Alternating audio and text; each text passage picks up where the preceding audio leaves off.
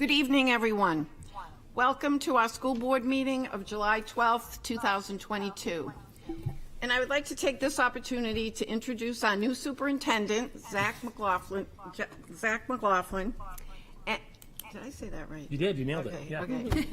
Sometimes I'm not good with names. And then our new assistant superintendent, Patricia Haynes. Patty. So it's wonderful to welcome both of you to our school district. We're thrilled to have you here, and we look forward to some really wonderful times together. So I'm sure you'll get to know everybody on the board as time goes by. But welcome. It's wonderful to have you here. Thank you.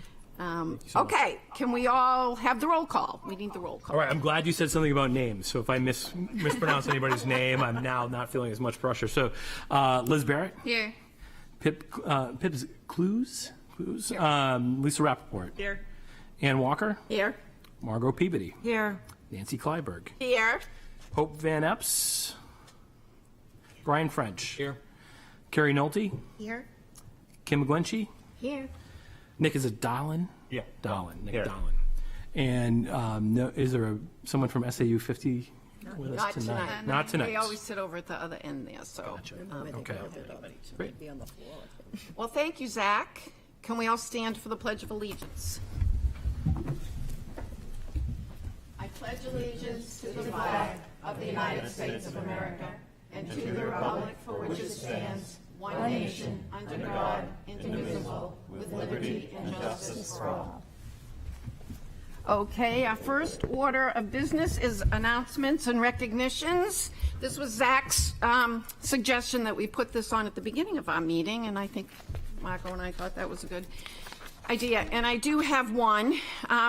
Some of you may know, I'm a member of Rotary, and we had a meeting a couple of weeks ago where they recognized Steve Jones and our students at the CTE program at our high school for those absolutely gorgeous planters that dawn downtown Portsmouth at our restaurants. You'll notice they're wooden and they hold plants. And it's really beautified, as they said in this memo, how can you make Jersey barriers look better? Well, our high school students have certainly figured out how to do that. So I wanted to recognize our high school students in our CTE program for the wonderful job they've done in beautifying our downtown. And you'll notice they're up again this year. And there's a cute little plaque on all of them that explain how they come from Portsmouth High School. So that's kind of cool. So we thank the CTE people for that and all of our students. Okay, the next order of business Let's is... see if anybody else has an Oh, announcement. does anyone else have an announcement? Yes, Liz. I just wanted to commend our high school art teacher, Sarah Mundy. Yes. She created a TikTok video and talked about our custodian, Ralph Langer. And Mr. Langer had lost his wife, unfortunately, and Sarah was able to raise some money for him to travel to Nova Scotia. So I just want to commend them and everybody in their support of Mr. Langer, and we're just so fortunate to have such great people at the high school. So thank you to Sarah and everybody. Thank you, Liz. That was on the front page of the Portsmouth Herald, so I think a lot of people saw it, and that was really great. Anyone else for an announcement or recognition? Yes, Zach. So just really quickly, I just wanted to thank the central office staff in particular here, and folks have been unbelievably welcoming as I've come in and working with Patty and I as a brand new team. There's a lot to digest. I think I heard Nathan talking about it's like drinking from the fire hose, and it is. And there's a certain amount of having worked in my previous job for about a decade. You know all your systems, you know all your stuff, and you're able to just run. And here, I need to be able to be okay with, and I think the two of us need to be okay with walking a little bit before we run. And people have been great in trying to help us along the way. And to have people, while that's going on, to have important work being done like last night at the city council, and to know that, Nathan's there all night last night dealing with the city council. Ken Leach is there all night dealing with the city council. So I think people can be confident that things are continuing to progress the way they're supposed to progress while we kind of get our bearings. And that's all thanks to the wonderful staff that you already have. So I just wanted to thank all of them. Thank you. And good luck. Thank you. Okay, the next item on the agenda is the acceptance of our minutes from our last meeting. Do we have a motion to approve? Move to approve. That was June 14th. Second. Approved by Ann Walker, seconded by Pip. All in favor? Aye. Aye. None opposed? Motion passes. Next, we go on to public comment. I believe we have one speaker in our audience, Elise Annunziata from Richards Ave. Remind her the 3 minutes. You have 3 minutes to speak in our public comment session, and we'll give you a notice when You'll you're get the getting close. colors up there when you're getting All right, close. you're getting close. All right, thank you. Good evening. Again, Elise Annunziata, 444 Richards Avenue. I just was here to simply report out, as you may have heard already in the news, the City Council voted last night to permanently refer to Indigenous Peoples Day instead of Columbus Day, not alongside of Columbus Day. The PHS We Speak social justice group spoke eloquently and informedly about the reasons why they have been requesting this change for over 2 years or around 2 years. So kudos to them and kudos to you all for educating such fine students and agents for social change and justice. I believe their effort and the request have been directed to the school board first and then went on to the city council. So given the council's actions last night, I would look forward to the school board following suit with that on the calendars. And just on a quick sort of similar note, Juneteenth, federal holiday, which celebrates the end of slavery in the United States, has been adopted since last year, 2021. And the state of New Hampshire and the Portsmouth City Council recognize that federal holiday as well. I hope that our school district will follow suit and place a Juneteenth holiday on the district calendar right away. That's it. Thank you very much. Thank you. Thank you, Elise. Sure. Do we have anyone on Zoom for public comment, Patty? There are two. There are two. Okay. We'll have our first speaker from Zoom. Can you say your name and your address, please?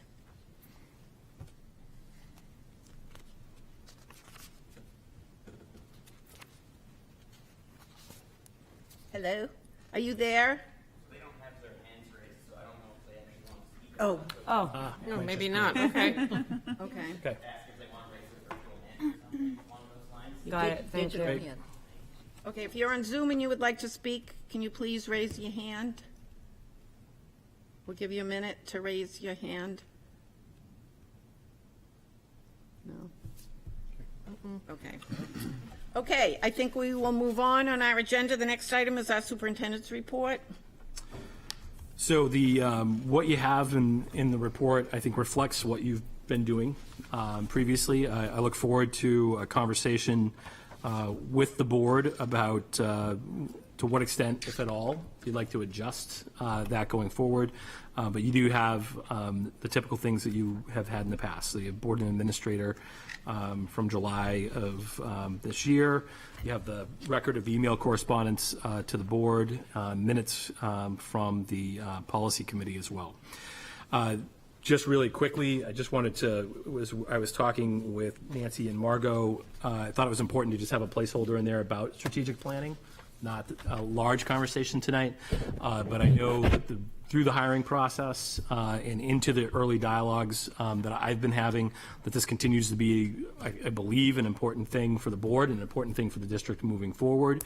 My goal is to work with all of you to be developing that plan, to have us in a position to wrap up that process by the tail end of the school year, to be in a position to then start to implement that process in the next. So I think there's some rich dialogue ahead about how we do that, what's the most effective way to do that, to make sure stakeholders are involved, and to make sure it's a real, something that's meaningful and going to help them move the district forward. So just anticipate that you'll see this, I think, appearing repeatedly, but I wanted to make sure that we had it there as a placeholder. And then in addition to that, you also have correspondence, some resignations from some folks around the district. Okay. Any questions from anyone about the superintendent's report? Minor detail, Nancy. Yes. The date of the next policy committee meeting is incorrect in the minutes, I believe, think it because it says it's July 12th. It's, It should be July the 15th. 15th, correct? yeah. The it Friday, says July that- 15th. That's right, it's the fifth. Not a big deal, but just in Okay. case anyone looks. Thank you. I did notice that. Thank you for Yeah. bringing it up, Yeah. Lisa. Yes, it's Friday, July 15th, which is this Friday. Okay. Okay, let's go to old business. I'm sorry, the strategic plan process, are we going through any of that, or the, Zach just presented. okay, so, okay, all right. I guess I didn't know if that would be more of a, I guess I thought it would be more of a presentation, but, okay, we can move on from that. All right, Yeah, just a preview of coming events. That's Okay. all it was intended to be. all right. So, Okay, old business, the board retreat. Zach, Margot and I are going to meet on Tuesday to come up with an agenda, a proposed agenda for our board retreat. And as you all know, our first one is August 4th. And it's going to be 5 to 8 p.m. in the school board conference room, and we'll provide sandwiches or pizza or something. And then, as you all know, the second night is August 24th? Second, I believe. August 22nd, okay. Monday. Okay, Monday, August 22nd. And same idea, 5 to 8 p.m., school board conference room. And we'll put together the agenda and let you all have that. So that's another thing that's coming up for future consideration. And we look forward to that. I think Zach is excited about that too, and Patty, to really focus in on what our intentions are for the next year, couple of years, whatever. Okay, let's go to Esser, and I guess that's Nathan. Is that correct? You want Nathan to talk? Okay. Thank you. Good evening. In a meeting that I know you intended to be brief because it's July and it's a hot summer day, we wanted to welcome the new superintendent, assistant superintendent in and have a successful evening, that sets us all up for the coming year. I thought, great, there's little on the agenda. I'll talk for a while. So, Thanks for remember the that we'd left Esser updates. We'd left it on old business because we wanted to make sure that we continue to create an ongoing opportunity for our public to engage us with thoughts, suggestions, ideas about the use of funds for the ESSER dollars that we continue to have in front of us. Let me start with financials by telling you it's a week and a half into July. I don't have a June 30 number for you, but it will end up, I will make it so. It will end up as I'd suggested.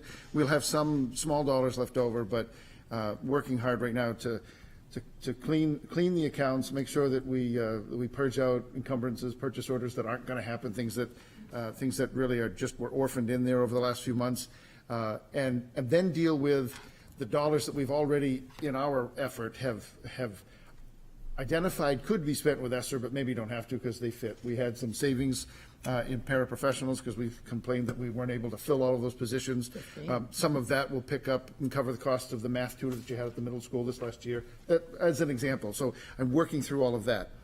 As an aside, I had a very successful, hope he's not listening because I don't want to trump any negotiating power I might have, had a very successful interview with a young man with an accounting degree and as much experience for the accountant position that we could really use and would speed along things like wrapping up year end right now. And he'll be back to meet with all of the central office next week, and I expect that he'll be with us in August. So he'll maybe miss much of close of year, but he'll be there for a little of it. So that's really good news.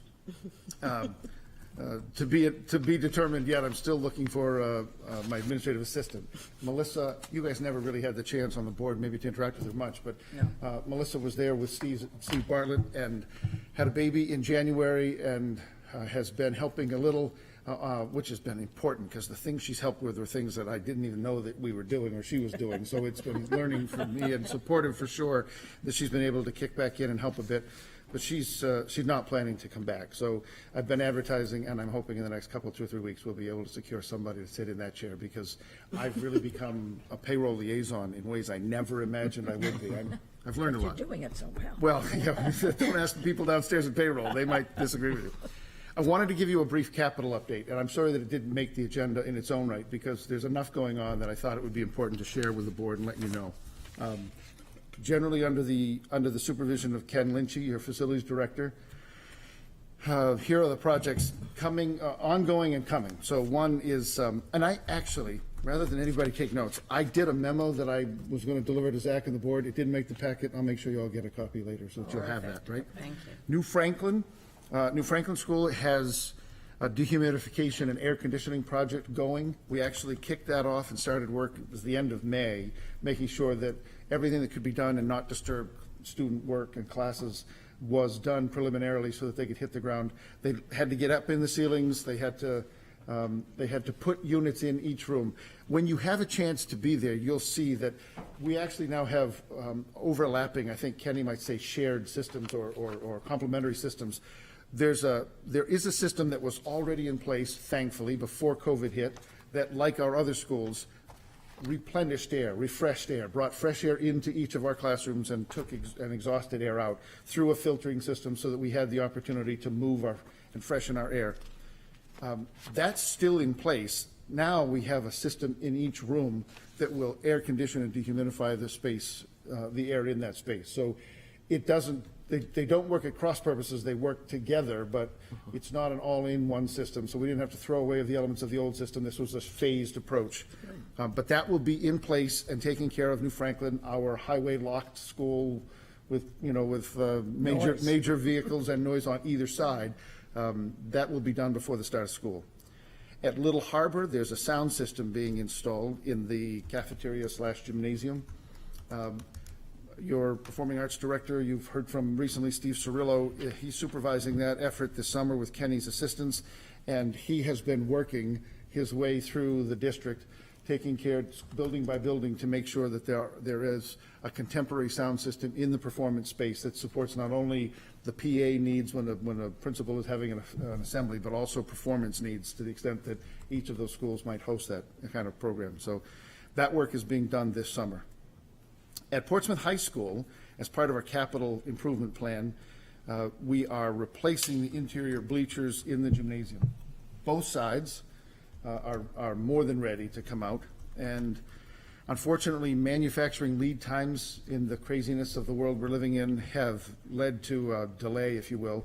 It's pushing completion of the project off until the fall, so something that we really would like to have been finished in August will start mid-September. It'll take about a week to do demolition and pull out the existing bleachers, and about 3 weeks to what was it, Tinker Toys? No, I should have grown up from that. It was Riveton or Lincoln Logs. They literally will build this thing. I thought they would deliver it, modular. They bring in all of the pieces, and these guys put all of the pieces together. It'll take about 3 weeks. Indoor or outdoor? That's the indoor bleachers in the gymnasium. Okay, at the high school? Yep, both sides. I want to say they seat 2,200? Something like that. I think it's 1,100 on each side, I think. Don't hold me to that. It's 1,000-ish on either side. Is that going to affect any sports during that time? Is it volleyball? Is that what? I think volleyball, yeah. So certainly they weren't in love with the news when the news came, but the physical education faculty as well as the athletic department has been alerted, and they're making plans to deal with the impact during the period of that work. Okay. Also at Portsmouth High School, the building is reaching that 20-plus year useful lifetime, and we're we're having essentially a recommissioning done, a mechanical assessment that will review and assess all of the systems to identify those that are most pressing for replacement or repair, and those that can be delayed. It's good information. Kenny calls it recommissioning. That's the phrase that's stuck in my head. He keeps talking about that. I think we're almost done working through legal with the RFP to go out looking for that work to be done. But that will inform our future CIP, and it'll give us a sense of how we need to lay up the work that will continue there. And I'm talking about all the mechanicals, the air handling and the heating and plumbing and so on and so forth. Last night, the City Council approved or offered bonding authority for us to bond for the completion of 3 projects that were this year in our CIP plan. The first of those is exterior windows at Dondero and Little Harbor. Windows were addressed only in part in the renovations that were done over the last decade. Knowing that this project would be left. At Little Harbor, it's a lot of repair. the guts of many of the windows, and making sure that we have good function. At Dondero, it's a replacement in general of most of the exterior windows, and I won't try to speak to it tonight, but I believe that the construct, the type of window will be different than what has been there. And so it's a replacement of Dondero. Two other projects. The first, we've talked a little bit in the past about tennis courts. So the engineering and design work is being completed right now for a replacement of the tennis courts at Portsmouth High School. So the courts that are there, a four-court square was created, it was built, I want to say it was 89. And if you are a tennis aficionado, you don't play there, is what I'm understanding. And most of the work, most of the competition that our students have done in recent years has been down at South Mill Pond courts. The transition of some of that space to pickleball has left them unable to complete what a varsity, an intervarsity competition needs 6 courts, and so we're replacing the 4 at the high school with 6. They're doing the engineering design work right now. We've been told quite clearly there's no chance that work is done this cycle, this year. It'll be next spring or summer that we'll be able to get that done. So unfortunately, tennis teams have worked their way through a season already without, and have had to shuttle back and forth or just deal with 4 courts. They'll do so again in the spring of '23, but we'll have the work done that summer. And the last is the replacement of the carpet of the artificial turf at Portsmouth High School. So the high school turf is reaching the end of its useful life, not the infrastructure, but the carpet itself and the infill. So that was one of the topics that was really the only topic in our request that was discussed at length last night with the council. The carpet will come up. It'll need to be recycled.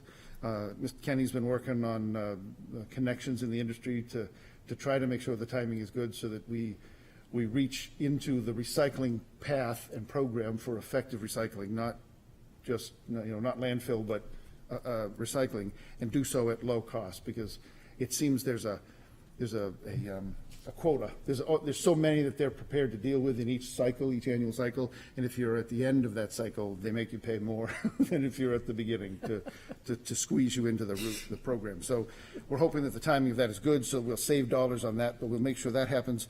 And there will be some conversation, and we intend to come back and make sure that the board is apprised and the council in work sessions as appropriate about the infill choices that are made. But right now, what was most important was that we secure the bonding authority so that we can get the RFP out in the next few days to find an engineering and design consultant to work with us, someone with experience that can come in and help us put together the RFP and design requests or expectations of that turf. So, yes. How long does that have to take? That work we expect could be done next summer.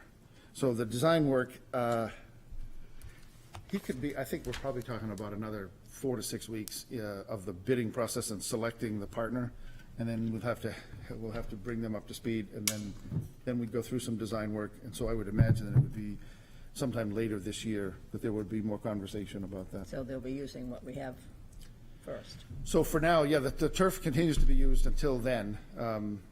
And Kenny and I have talked about it. It doesn't come to me, but what's intuitive to me is that we'd be talking about rolling up the carpet and doing the repairs and laying the new carpet in the gap between the end of the spring seasons and the end of school and the start of any fall sports. So we will lose some number of weeks there in the middle of the summer next summer. Because that was the middle school project. That was the very first thing that had to be done with the renovation of the middle school, was the turf and the granite. Yep. At the high school. At the high school. And At the high school, yeah. But it was priority to the middle school because it was their project. Yeah. Okay. So that's, yes. I have a question about, I happened to watch the meeting last night too. The school board will decide what surface will be put on the turf field, correct? The council approved the money, which was very generous and very nice of them, and we certainly are grateful for that. But us, the school board, will decide what the composition of the turf is. Yeah, the city attorney, I think, answered a question from one of the councilors and made it pretty clear that that the funding responsibility rests with the council or with the city, but ultimately spending of those dollars would be the responsibility of the school department. And so I think it's clear to us, you know, talking to Mr. Lynchy, it's quite clear to us this wants to be something we do very transparently. We want to make sure that we share good information with the board and the council by extension. I think we reasonably Right. want them invited and to avail themselves of any of our discussion about that, so we can make sure that the whole community is aware of the choices that are made. Obviously, I think the biggest conversation now is what are the infill choices? What's the selection of what is the selection of material that we use to fill that turf? So. And you'll give us that information. Absolutely. Obviously, And I think, you'll get that to all of and us. that's really something, Kenny and I, we won't so much as this hired consultant with expertise and an arsenal of good information and experience, you know, maybe nationwide, will be able to come and advise us on what the options are in the industry. And then when we put it out to bid, we'll put it out to bid with alternates so we can get even more data collected as a part of the process before we make the decision. And Nathan, I want to thank you for being there on behalf of the school board and the school district last night. They called on you at 11:15, I think it was. Holy mackerel. The meeting went till after midnight. So it was a long meeting, and they called on you near the end. You guys you've done your own meetings like that, and I have too, on both sides. So it was, the fact that they were still wide-eyed and getting the work done is a testament to their commitment to the city. So thank you for that. Yeah, no, I was pleased that it went, and then sometime thereafter, we managed to walk them, they walked through the approval of the teachers' agreement that's on your agenda coming up. So financials, capital update, let me go back to ESSER and say what I said out in the outset or hinted at, which is we certainly encourage our community to continue to offer up feedback. We have public comments, and we've continued to keep ESSER as an update on our agenda so that it's an agenda item that can be commented on, and their suggestions are always welcome. They can email me. Certainly they can email the board as well, but if they have particular suggestions about programming choices, changes, other priorities, and we'll continue to have conversation about that. I would encourage you folks. I shared a timeline document here in May, I think, when we last looked at it. I looked at that to make a couple of updates to some of the most pressing. The reality is only in that initial category of things that are happening, like we're hiring or have already hired a social worker, and we're hiring an outdoor ed teacher, we're looking for a math interventionist. I could actualize those and say, well, instead of the placeholder of 78,000 and da-da-da-da, this is what we're actually committed to because you've approved a contract. I could update that, but that wouldn't necessarily be informative to you. The positions are there. I think what's most important to us, or to me right now, and hopefully to you, is I've really enjoyed the first few days that our new leadership team has had, but we really need some time to sit down and talk through. Here's the budget report. Let me explain to you cost centers and the way we break this out and who's really responsible and accountable for these numbers, and just give them some sense of who we are from a financial picture. And I think right now the commitment has definitely been who are we as a people organization and trying to connect with all of the humans. And so when my turn comes and to talk about some of the data and the figures, we'll get back into this, but I just know that they're going to add a lot to the conversation. And so what I guess I would say this to you, I don't know that the timelines have really changed. You just talked about all the capital projects on Kenny's plate right now, the things we're working on. I don't expect that there's anything else of substance or significance that we'll tackle immediately this summer or even this fall. There's time now for us to regroup, retreat, have some time with your leadership, and then we'll come back to some of those other items. I think that the only things that are really continuing to happen moving forward are some summer programming.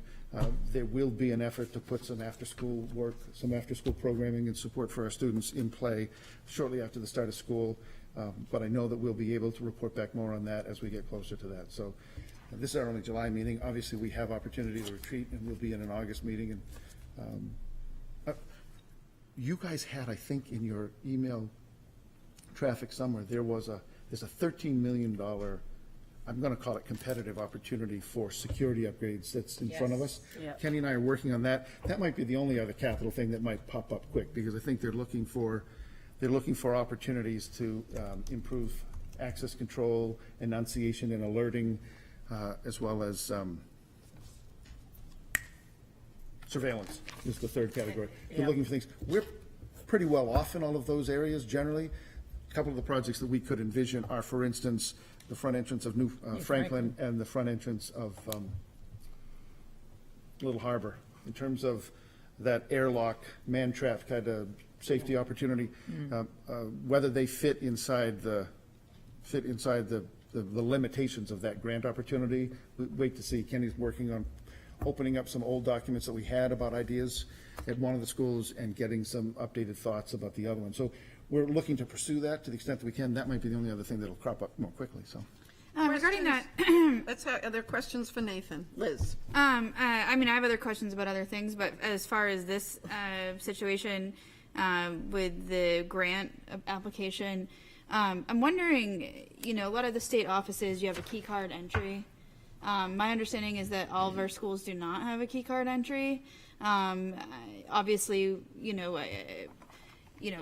learn by example, so to speak, and in my take on what had happened with the most recent school shooting was there was they talked about a key incident or entry and whatnot, and so it had me thinking about the importance of entry, and it seemed like our systems of entry into our schools are outdated compared to other state and government local buildings. I think this building has a key card entry. So I guess I'm wondering if any of our schools have the Yes. card entry access. Yeah. We have electronic access control in all of the buildings. In all of the buildings, and so all including teachers. the old Sherburne School. Okay, so all teachers have the ability to do that. And Off the top, I can't tell you if all staff, I can't tell you consistently. Is Kenny texting me? Is that? He is. He is. All schools have key card access, so yes. What I can't tell you off the top, but Kenny probably can, is then every door, every Well, I mean, I guess I won't. Let's not get too specific when we're on camera talking about our, which doors can you get in? Yeah, easily, but right? I guess I'm But yeah, just- all. I mean, the just most relevant entry points that teachers, faculty during the day would need have been equipped. I don't know if every teacher, he's texting now, Yeah. as quickly as he can. Well, I don't know if every teacher is equipped with the same level of access, but I think the idea is, for instance, if this is the door that we go out from phys ed to go to the field so that we can do what we do and then we come back in, the phys ed teacher is certainly equipped with access to come in and out that door. Yeah. So, and these are contemporary. I mean, they've been installed and upgraded in the. okay, I don't in know recent why I years. was thinking that it wasn't in our schools, but I just wanted to be sure that Yeah. all access doors had that possibility of entry, so that there wasn't a need to prop a door open or otherwise. And if we needed to update it, then use the grant funds in that way as Yeah, well. no, and I think he and I've talked about that. We talked about surveillance, but we have pretty comprehensive surveillance throughout the district as well. But again, that was the action item that we laid on the table between us and said we need to review and update and then be ready to come back to the superintendent and say, hey, this is a grant, here's an opportunity. So I call out those two, New Franklin and Little Harbor were the first two that we talked about and walked the site with the superintendent and talked about what the needs might be and how we might address them. So. Okay, and then can we add that to our retreat agenda for the first day? Because it looks like grant applications need to be in by August 26th. Or there's an early portion that's early decision is July 22nd. So, I mean, I don't know if there's a point where we could talk school security, because I know that was is a heightened issue for a lot of people, and make sure that's on the retreat agenda. I don't think it needs to be on our retreat agenda. I think Nathan will keep us updated on, he's Well, not this obviously applying for particular. the I think we grants. need to have a conversation Yes, about school we've security. talked about that. We were thinking of doing it actually in a board meeting so that the public can hear what our security procedures are for all of our schools.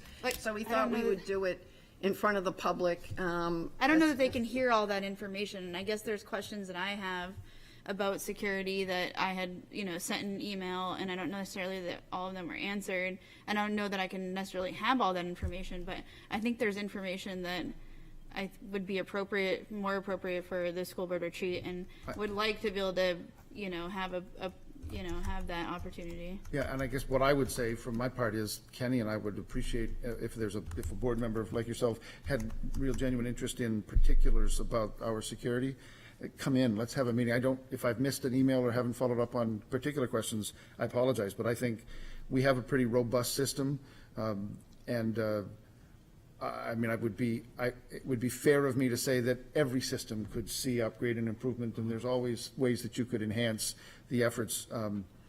There's a delicate balance, and I think that when the board has the opportunity to discuss it, the delicate balance is between, this is me editorializing now, off script and haven't talked to the boss, but I would ask you to contemplate the difference or the balance between we need bulletproof glass and we need everybody outside under a tent or in the field. And we want phys ed class to be able to appreciate the good weather. We also don't want to have to fence ourselves in, and we don't want our schools to become fortresses. But I think that finding that balance so that we are prepared for and protecting against unwanted intrusion, but at the same time continuing to have safe and enjoyable facilities that foster learning and make our kids feel comfortable to be there, that's important. And so I think that's the balance. Right now, Well, that was more. right now I could probably find gaps. I could probably find something Well, in that every was more building, of my but question, and I know the superintendent missed it, but at the end of the school year, after the school shooting in Texas, there was police officers just parked in random spots. I mean, I only saw Dondero, but it didn't seem like it was the most effective use of anybody's time to have the police parked the places that they were parked. And instead, why not get out and greet the kids at the door or be available or, at the entrances? So I think that there needs to be a larger conversation about that. I'm happy to have that conversation with the superintendent as well. But I guess I was hoping to hear a piece from the police department and the collaboration. So I was more so talking about that as far as a retreat. But if we're talking about security in general, it'd be a good thing to tie it all together. If it's okay. So I was just going to say, I can't speak to here. I can just say that with my own police department, very often the police presence after an event, it's really about, as much as anything, the anxiety of parents. And so it's those conversations, because we don't, we're not thinking the next day is the day where we need to fortify. It's really as much about, we know that the parents are elevated, are concerned about their students and want to make sure they're safe, and it's really just kind of a show of goodwill, and as a community we're looking out for people. So I would assume it was a similar conversation here in Portsmouth. But they were parked in places that were just disruptive. So I think Yeah. we need to have a conversation about what it actually looks like and what's appropriate. If I'm pulling in and the blues are on, I'm looking around to see what's going on, not thinking, oh, these guys are here to say hi. Sure. I think there's a delicate balance there. And Absolutely, and I think there's sometimes things we can do, and I know in conversations I've had in the past, again in another place, is it's sometimes what you think you're doing to try to create calm actually enhances the stress, right? And you're right. If there's like the blues are on when you come around the corner, oh my God, what's happening? And so I think we can always kind of get better at being that friendly face, and if it is not being in the cruiser, but having some people out in front of me, hey guys, have a great day at school today, and having an officer there. I mean, those are the types of things that definitely we can collaborate with the police department on in terms of doing what we're trying to do, which is not necessarily fortifying that day, but really creating a sense of calm and togetherness and wraparounding of families and kids. definitely, thank you. I guess if you have concerns, anybody on the board, if you want to communicate it to Nathan and Zach, that would be a good place to start. I know Liz had some questions, so, they can work on those questions. We will cancel it that way. I was looking for that letter that we all got from the police department and the school board and the city right after the Uvalde shooting. So just remember that letter went out to the entire Portsmouth community after that shooting, assuring us that our schools are safe, that our police are involved, very involved with our schools. We've always had an excellent rapport with our police department. So I think, Zach, just so you know that too, and we'll find that letter for you.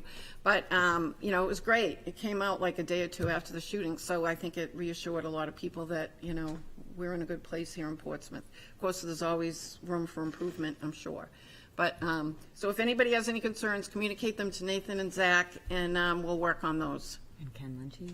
And Ken, well, you'll get them to Ken, right? Yeah. Ken will Ken will clearly get be them. watching from somewhere. Okay. Any other questions? I have more questions for Nathan, though. But. Carrie?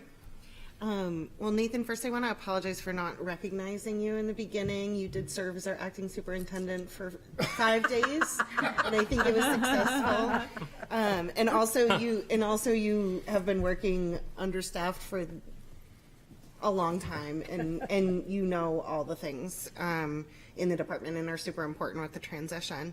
I worry I ask when you don't bring it up, I'm asking a question you don't want to answer, don't have the answer to. So, and I understand with so much transition, I was just curious about community campus, Lister, where that component is, and whether you see future board stuff that we need to be looking at related to that. So, you're the chair. That's going to be on our August agenda. We have been working with the city. Zach and I had a meeting with the mayor and the city manager just 2 days ago. Margot couldn't make the meeting, so, but anyway, yes, it's coming up in August. And we will have some, we'll give you some preliminary information before the meeting, so you'll have it. But yes, that's coming to fruition, so. Thank you. Good question. Anyone else? Before we go back to Liz. Okay, Liz. I just wanted to follow up about summer programming. I mean, we're already almost a month into summer, and I know that maybe summer school started. I heard that summer school, the communication wasn't great about what was going on, which way or the other for kids that have IEPs and IEPs that need to address special education. But I guess I'm a little bit concerned or sort of wondering where we're at as far as using ESSER funds or anything for summer education, given that I think, last year or the year before it was like, math packets and reading packets, and I can't remember exactly when those came out, but it seemed like it was a regular thing. And I know our library is trying to, they did a great kickoff with the summer reading, but I mean, my kid hasn't done a whole lot. And so I guess I wondered if there's something that we should be doing or what the plan is, or if we need to sort of, give a nudge or something in that direction of what are we doing for, learning loss over the summer. So, go ahead. I was going to say, I'm happy to, at a future, I mean, I'm not in a position to give you a detailed report on it tonight. Okay. I'm happy to come back if we put that on an agenda to give you more detailed information about it. Okay. I think as I grow into the position, I'll be able to be in a spot where I'll be able to kind of impromptu to respond to stuff. But for a while, I think we're going to be in a position where if having the lead of having it on an agenda will put me in a position to give you the best information I can. Okay. So we'll look into it and we'll turn it around for that next meeting, for sure. Okay. And but I also hear the concern that there's a desire to make sure that we're doing things to appropriately address student learning loss as we're rolling through the summer. So I don't want to come back to you later and say, oh yeah, we weren't doing anything. Great, I'm so happy to tell you that on September 1st. So I appreciate both those things at the same time, and we'll try. And if maybe just to red flag it for you that there's a little bit of jibber jabber out there that it may not be the smoothest. And, wait, Portsmouth has jibber jabber? I thought I came here because there was no jibber jabber. That's why I was coming. Okay. And then my other question is about the AC. I know I had brought it up before and using ESSER funds towards it. It wasn't clear to me, I guess, is if it's like for all the schools in the CIP plan.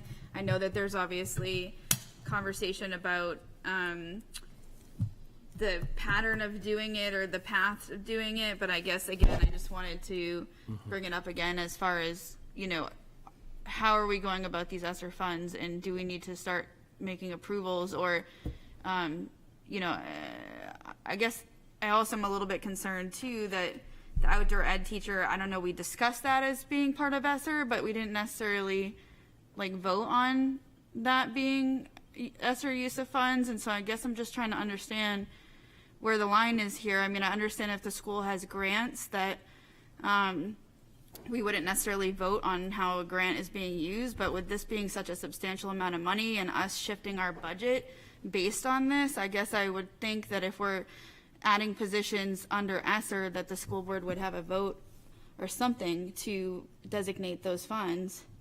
And so I guess I'm just trying to understand what are we doing with these, or what's going on, I guess. So I think, give me a chance, like I had suggested, to visit with Jack and Patty and to talk about the process they have used and would like to use.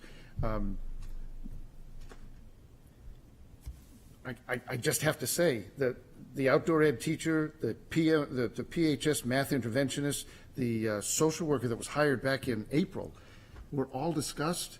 They've been on that list. We've brought it up multiple times. And so what had been directed to me was that we were keeping it in front. We were having a conversation. I certainly won't put out a bid and commit to a couple of $1 million for any AC or the purchase of a nice car for me. None of that's going to happen unless you guys are involved in the conversation. And so we'll talk about a process, because maybe there's a more assertive, affirmative, and affirmative process by which we can come to and arrive at and finalize plans to do this or to do that. I'll be honest, I know there's some programs happening this summer. I haven't commissioned them, but Steve and George were working with faculty and they laid plans in place. And generally speaking, I became more and more aware of them as soon as they needed money.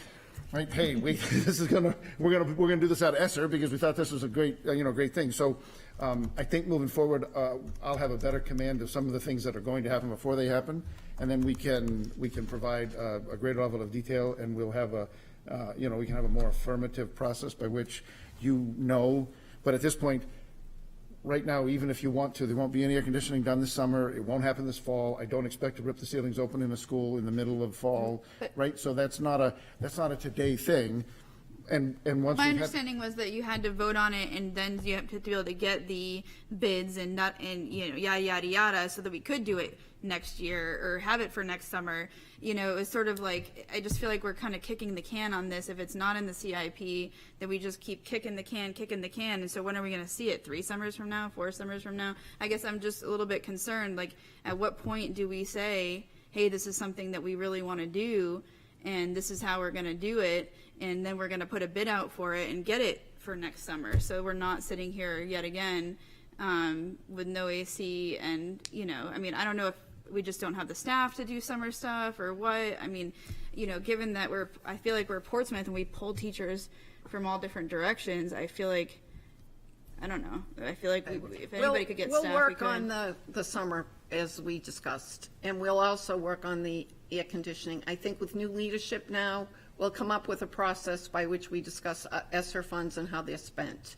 In the previous time, we kind of just all listened to the discussion and kind of just, nodded our heads, yes, we'll have the outdoor education, we'll have the math tutor.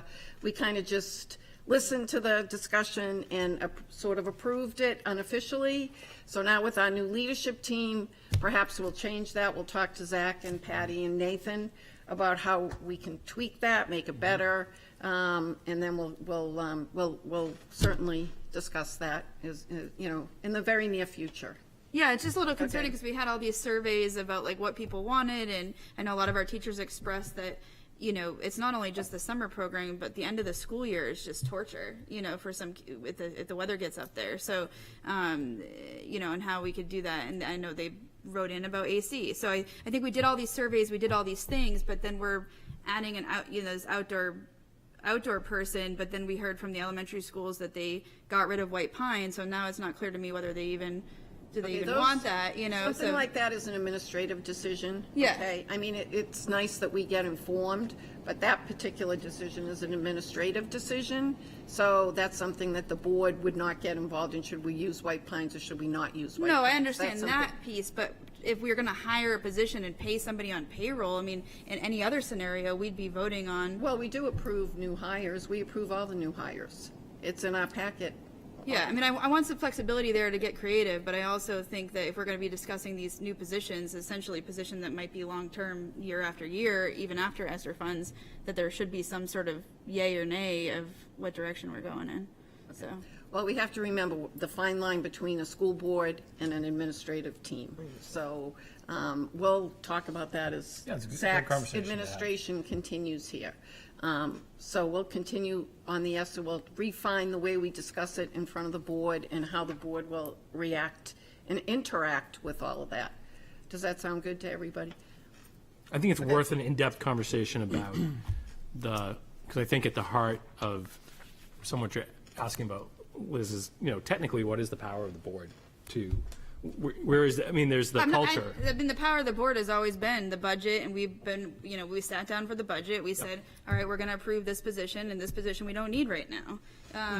And then we did the approval, and then the budget goes your way, and then you decide whether you have more or less or whatever, and it sort of creates a budget. But I think, with the ESSER funds, are we in some sort of gray grant area where it's like, because it's federal dollars, it's not necessarily our budget? But I think when I'm thinking about it, though, we've deflected a lot of our budget because of ESSER, so we've made considerations on our budget based on ESSER. So I do feel like if we're adding in positions, full-time positions through ESSER that could essentially go long-term after ESSER, that the board should be saying yay or nay and getting that input and feedback, because, and I mean, obviously you know enough, you would eventually know enough from the elementary whether they'd want it or what they need or whatever, but, maybe we think that instead of the outdoor ed, we need, a para in every kindergarten classroom, or, and that's more of a priority, so. Right. Okay, but again, that's an administrative decision, that's not a board decision. But it hasn't been, Nancy, in Well, any of our budgets, it's we've an always, administrative decision with our new team here, and the board. I think that's where the The clarity board needs to be approves the had. hire. The board would approve the hire as it comes to the raw packet. So. When we approve the budget, though, we say we're gonna have this position or that position, right? Yes, that's true. Absolutely. So that's why I'm saying, why aren't we doing the same with the ESSER funds? Well, we're going to reevaluate how we do ESSER. We already said that, so we don't need to rehash this, because Yeah. we said we're going to reevaluate how we discuss ESSER. Are there any more questions? Brian? I just say, I think what we really vote on is a number at the end of the day. So what we're seeing is all the pieces and, the logic behind it, but it's really the number that we're voting on, and the administration, of course, has leeway to move the money around. That's what Nathan does all the time to make things work for the budget. But, I think, it does make sense. We should be informed, especially with ESSER, especially with the community is involved in those discussions. But, as long as we're transparent, I feel comfortable. But, let's certainly discuss it more later. Yes, Zach? So I was just going to say quickly, and again, this could be one of these stepping into a new regulatory environment in a different state. I could be off, but I don't think so.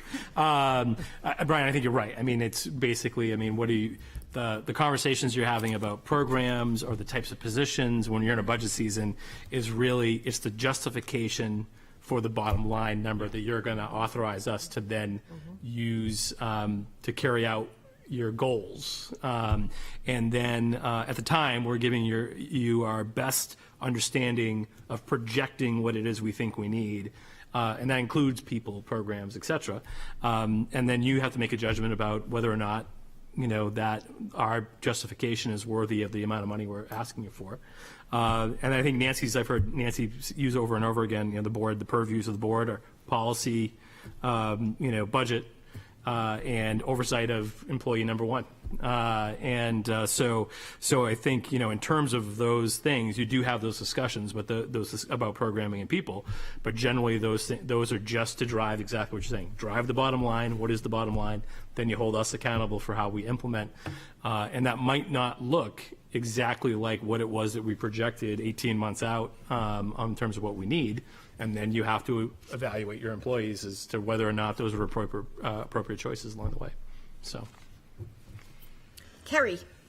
I just wanted to say, in my mind, with all of the ESSER talks and all the things that we all came to consensus in our conversations, in that, yes, if Nathan bought $1 million in hoses, we would be like, we never talked about that, but that's not anything that's ever happened. I was going to say nice car, but that felt too much. But I think Still thinking about that $1 million car. I think the thing that, and I bring it up now, just as the retreat is being planned, is as this is my first year going through the budget process, and with ESSER, I think it's really helpful for us to have sort of stages of information. Here's the input, here's the next steps, this is what our plan is, and we're kind of coming to consensus around that plan. And in different parts of what we've done in the last year, or it's only been 6 months, it feels like, it's been a lifetime. We're not, sometimes we're not getting that first part, sometimes we're not getting that second part.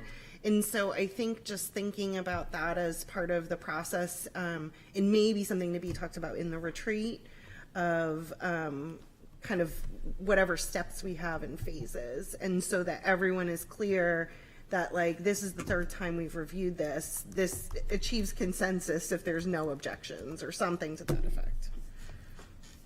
Thank you, Carrie.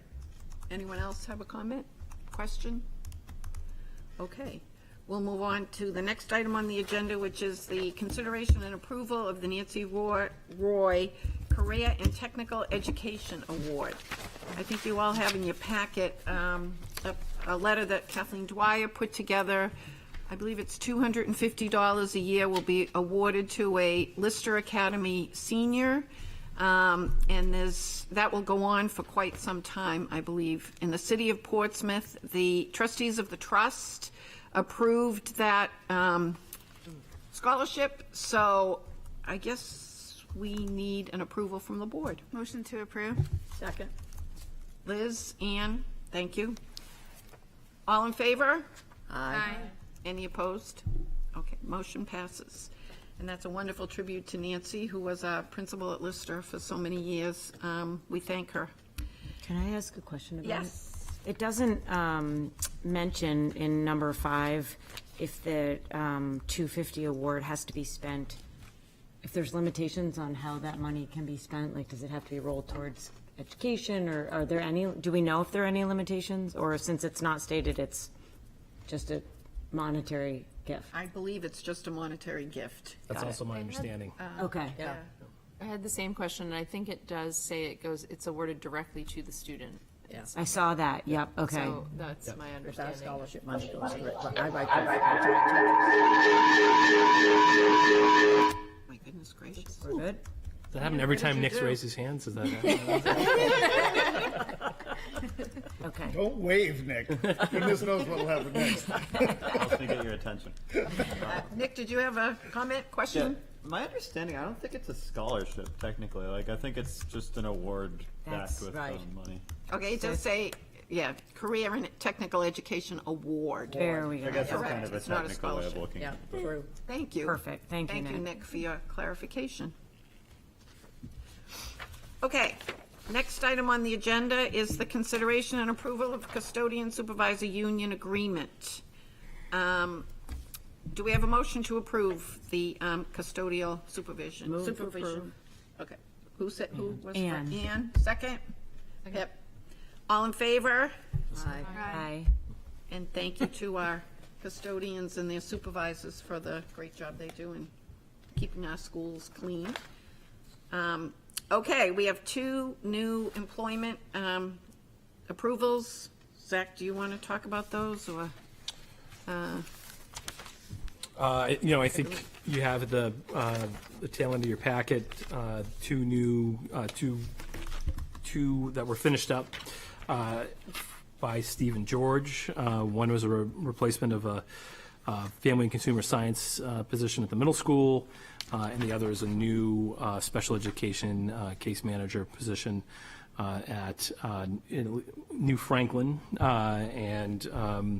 And so as they've gone through the typical process here in the district, which included going through central office. But again, these are all folks that were happening prior to Patty and myself. But everything we've heard are both good hires. I have a question about the family and consumer science teacher. I thought previously we had gotten rid of the teacher in the science position came in I'm not, Lisa, you have middle school kids. I'm just hoping somebody could explain to me. I'm happy to see it back, but my understanding was that the science teacher sort of took over that space, and so I guess I'm just wondering, no, they didn't. So it was, Only from having a child in the class. Yeah. I think what you're thinking of is, it was a couple years ago that half of the course was cooking, and the other half was more like sewing, and the sewing portion of it went away. STEAM came in. Okay. But the cooking portion of it has been there for the last 3 years. Okay. So, but STEAM, I think what you're thinking about, that conversation happened at the same time that we added STEAM as a UA.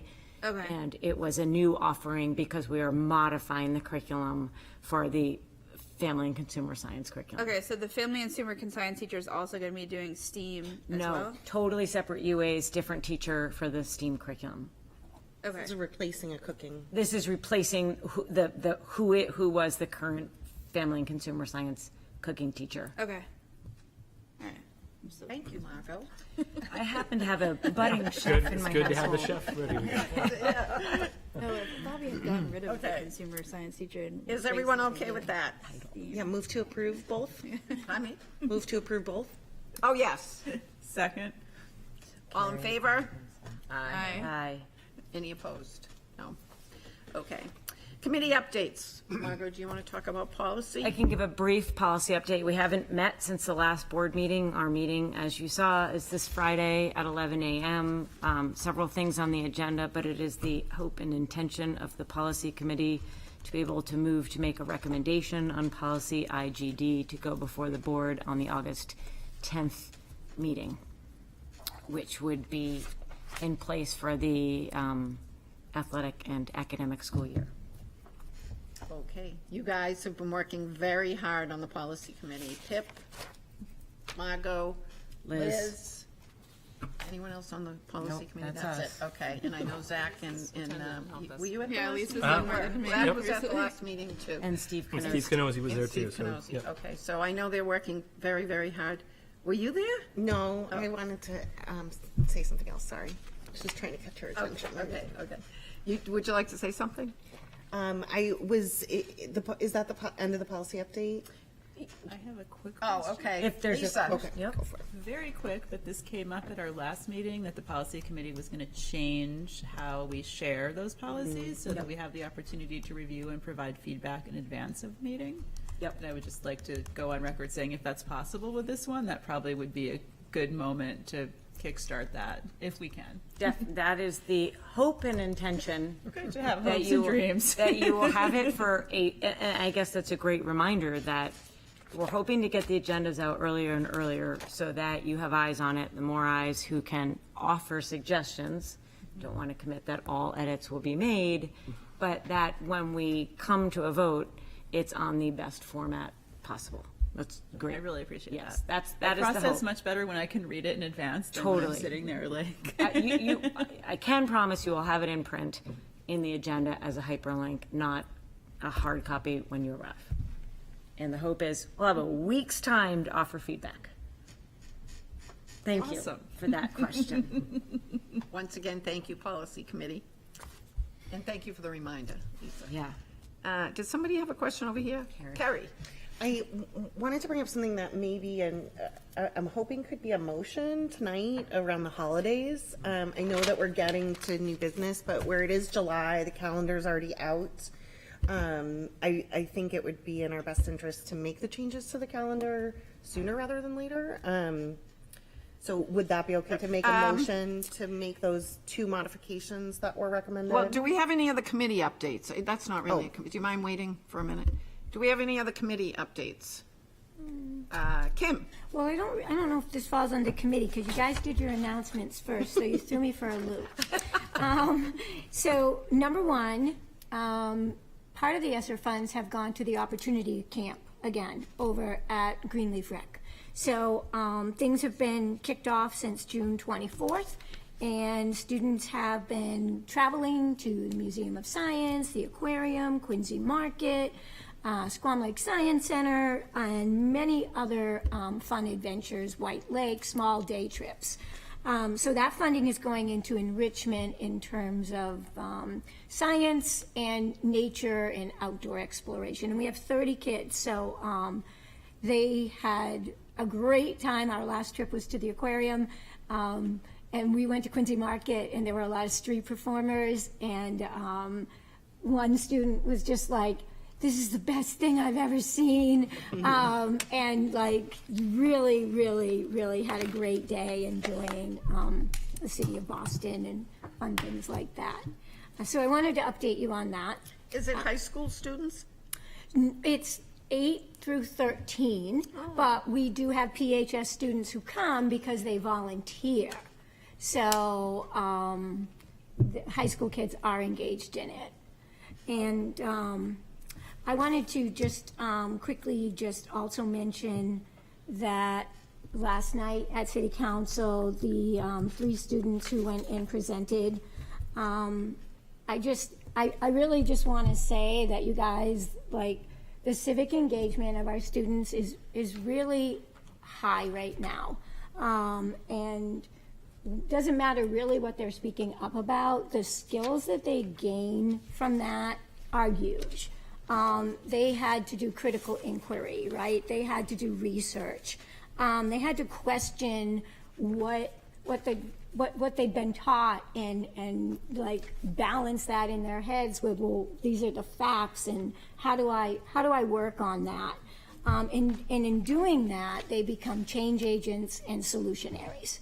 And when we think of the complexity of the problems we have right now in our society, that ability to do that is democracy, right? It's the idea that you can make a decision based on information and do some inspection of those ideas and then stand up in front of the mayor and everyone else and put those facts to good use. So I want to just say that it was commendable and they did a great job. And as you know, we've been working on that since Kristen Jeffrey originally brought it up quite a while ago. So I'm glad, and the inertia of the system and trying to change things and all those things they had to work through. The student, Olivia, was a freshman this year. And she took this as her charge, and she was not even there when Harini and the other group were working on it. So it's just, I just wanted to bring that up. That's all. And they also have a good teacher, Kim, that guides them and helps them and advises them. I'm a So, guide on thank the you. side, and just try to support them in what they want to do and give them the resources. And can you just quickly update us on the Portsmouth 400 with our high school Oh, students? yes, I was going to do that. We have not met, but I do know that the interviews are being done, so that's important. I talked to Mary Lyons. She's going to continue being part of the education group, so that's awesome. And the collaboration between the PHS students and the Dover students on the mural that's going to represent Indigenous peoples' contributions and African American contributions to our community, that is moving forward. So I'm not sure exactly how that's going to come out. I know it's 4 panels, but I have talked to the people that are working on that. So that's my most recent update. The interviews for Zach and Patty's benefit are the high school students are interviewing famous Portsmouth people that have been in Portsmouth for many, many years. They're putting together taped interviews so that they can be broadcast and put on social media and all that. So it's a big project. It is. And they've been working on that for several months now. Do we know the murals are going to be? So Half in Dover, half in Portsmouth? that it's going to be one mural with 4 panels, this much I know, and it's going to depict different images of the contributions on the 4 panels. It will stay at Black Heritage Trail, I believe, and then move to Dover. So it will go back and forth. Okay. And That's I cool. think the students are meeting in August to decide with the artists what go on each panel and how they're going to paint it. It is a big Seacoast collaborative too, though. Everyone's sort of getting engaged because Dover also is the 1623.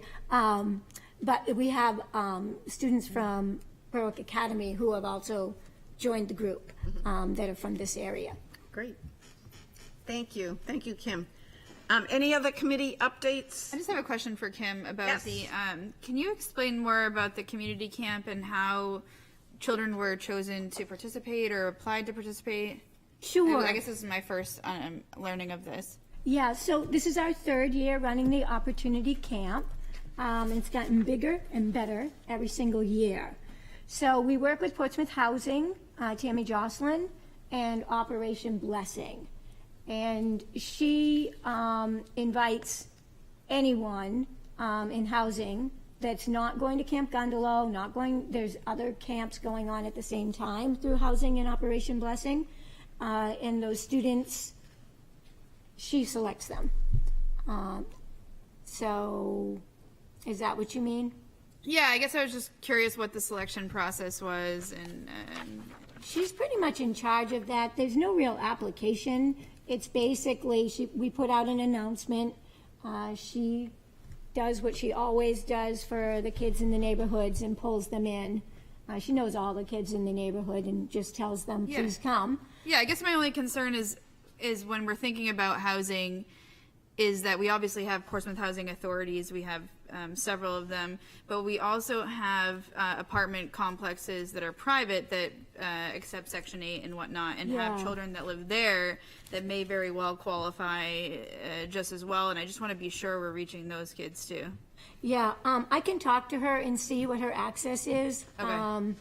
Section 8 would also fall under Portsmouth Housing or no? I think, but I just wonder if because they're not at the specific location that's getting all of this, the services or whatever supports are there, if it's, a different ballpark as far as the community and communicating. Sure. I can definitely check on that and see how it rolled out this year. Normally, we put flyers up. She puts them up in all the different locations. And just recruits families and kids to come. And I think there's families that are on, food stamps and whatnot that don't necessarily receive Section 8 that are paying for their apartments and housing and whatnot too. So. And we could expand it. We're at 30 right now, which is pretty big. But if we were to do that, putting notices up through the school next year would probably be one of the other ways to hit our biggest audience. Yeah, I mean, I'm definitely interested. I think other towns have summer programs that are run specifically through the school, and they're way more affordable than what Portsmouth is offering. I understand that the rec department's $200 a week is, somewhat affordable compared to all the other programs in Portsmouth, but compared to other towns that run programs, it's a lot more expensive. So, We can do a better job, and I will check with her and see, how I know for a fact how she recruits in the neighborhoods, Gosling and Wamisit and different places like that. But I do not know if she's able to connect with people that are in apartments. yeah, for next year or in the future. And it how might we be would do that is just Yeah. go out through the principals maybe, and tell them about the opportunity camp. I don't know how big we can get. We have 2 housing vans, and sometimes I have to take my car as well. But that's okay. Thank you. Harry, did you want to say something? Well, I was just aware of another summer program that is supported within the district for New Franklin. So I think it's just part of that summer programming and learning loss piece that obviously you've been here a week, but is something to talk about as before next summer, maybe January or something like that, to make sure we have a better understanding of those opportunities. Good point. Thank you, Carrie, and thank you, Kim. Anyone else have any comments? Any more committee updates?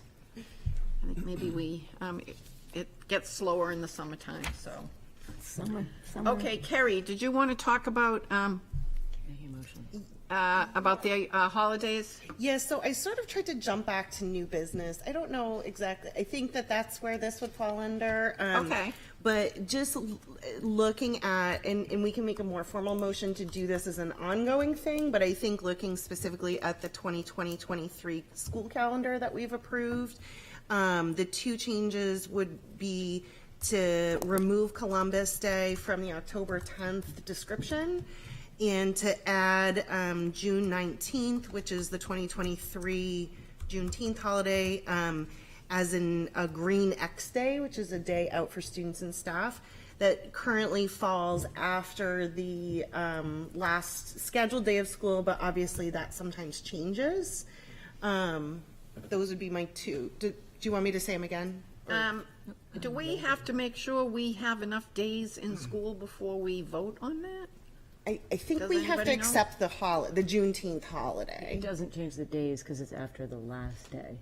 Oh, Yeah. So it would affect when the last day of school is. So worst case scenario, if you had several snow days in a given year, that's when it would come into play. But I think it would be good probably to let parents know in advance. Yep. You know, as they're trying to plan out summers, that if we were to hit the 19th, we will skip the 19th and we'll come back on the 20th if we were going to do that. Yeah. The issue this year was that teacher workshop days fell on that day, so it wasn't a holiday for staff. It wasn't a school day for kids. School had already ended by that point.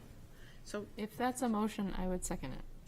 I will, let me just take out my blah blah. Recap what you just said. But, the motion would be to, 1, remove Columbus Day from the description under October 10th, and 2, add June 19th, 2023 as a day out for students and staff, which is indicated as a green X on our calendar. Now, you want to replace Columbus with Indigenous, correct? It's already Columbus/Indigenous. We're It's just on our taking, calendar like that. and Okay. it's already a day off, yes. Okay, so we will just refer to it as Indigenous. Correct. People's Day, or whatever. Correct. Indigenous Day, okay. Okay, I guess we can do that. Does that sound like a good motion for everyone? Do we have a second? Pip. Pip, second. Any questions? All those in favor? Aye. Aye. Any opposed? Thank you, Kerry, for bringing that up. Okay, let's see where we are. Committee updates, future agenda items. I guess we should add strategic plan process to that, just to keep it on the radar. One of the other things we talked about was our redistricting committee at some point, not right now, but in the not too distant future. We have to talk about redistricting. Some of our elementary schools are getting more and more students. Yep. So we need to talk about redistricting. Summer programming update Yeah, summer program update. and community campus update. Okay, obviously, the community campus is on there, that's gonna be next month. Okay,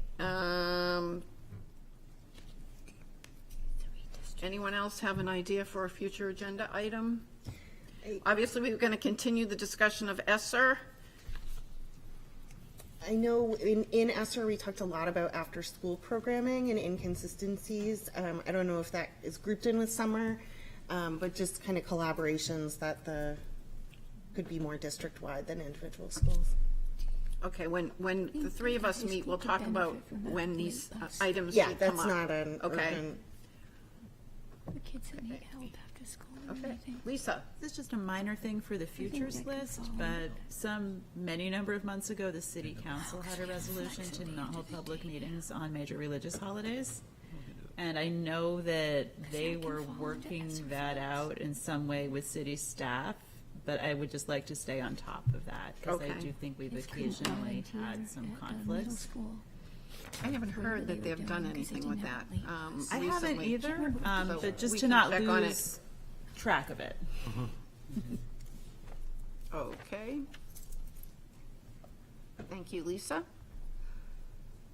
I would Okay. add school security before the school year starts to the next. Yes, meeting. we actually had that down. We were gonna make Zach will make a presentation about that before school starts. So I guess that would be our April meeting. August. August. I'm right down. It's tough to get old.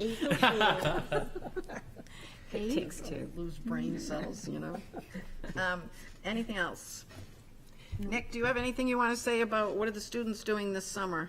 Oh, man. All of them, each one. Well, I don't have surveillance on the entire body at the moment. My sources tell me summer work is going fine. It seems like, summer homework, and then also it seems like a lot of people are working over the summer. Thanks to Miss Peabody over here. I'm currently working with UNH to study mussels. There are obviously a few school-related activities, as Ms. McGlinchey outlined, but yeah, broadly speaking, it seems like we're mostly enjoying the summers. So. ocean mussels, right? Not like physically. Oh, yeah, I was there for like 4 hours today measuring them. Are you getting credit? Looking at the pH on Put that in as an independent study. very cool. The curry. Okay, I think we are all finised. Does anyone else? Kim, were you going to say something? No, You I was look like you excited, were. we're all finished. She's excited we're adjourning. Do we have a motion to adjourn? So move. Second? Second. Okay, Brian and Ann. Okay, everyone, thank you very much. Thank you. We'll see you in August. 8